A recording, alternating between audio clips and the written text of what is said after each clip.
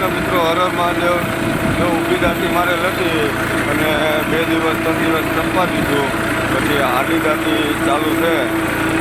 જો આડી દાંતી, આમાં આડી દાંતી ચાલુ. આ બાજુ પહેલાં ઊભી મારતી દીધી, 3 દિવસ ગયા એટલે આપણે આડી દાંતી ચાલુ કરી છે. જો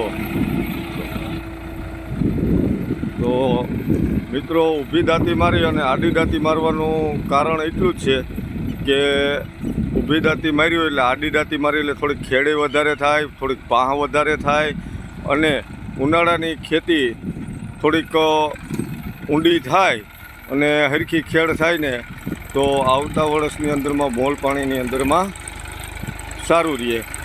આવું જે જૂનવાણી માણસો કહેતા, એટલે આજે ઊભી મારી અને આડી દાંતી મારવાનું ચાલુ છે કે ઉનાળાની ખેડ હંમેશને માટે સારી અને ઊંડી કરવી જોઈએ, જેથી કરી આવતા વર્ષની અંદરમાં મોલ પાણી સારા થાય.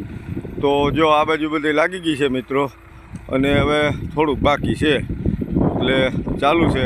હર હર મહાદેવ, જય શ્રી કૃષ્ણ મિત્રો. જેને વિડીયો સારો લાગ્યો શેર કરજો, સબસ્ક્રાઈબ કરજો અને લાઈક કરજો.